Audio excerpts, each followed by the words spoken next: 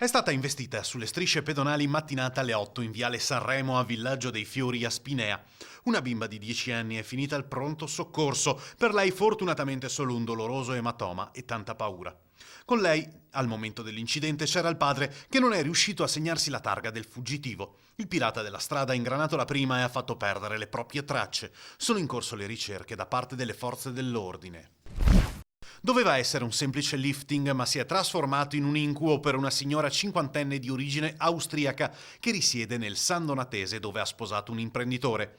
La signora aveva pensato a qualche ritocco semplice agli occhi e agli zigomi, ma il chirurgo plastico padovano che l'ha operata avrebbe effettuato anche una rinoplastica, causando, secondo la paziente, dei danni irreparabili.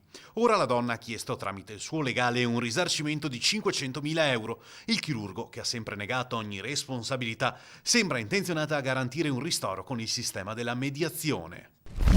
4 siringhe sporche di sangue e senza cappuccio abbandonate su un sedile posteriore del bus. L'episodio domenica pomeriggio, pochi minuti prima delle 18, sul mezzo della linea 19 che fa la spola tra Venezia e Favaro, un bus molto utilizzato specialmente in alternativa al tram.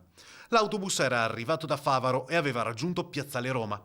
Un utente che evidentemente è salito tra i primi sul mezzo ha avvertito la conducente che tra le ultime file, sui posti a sedere, c'erano delle siringhe senza cappuccio.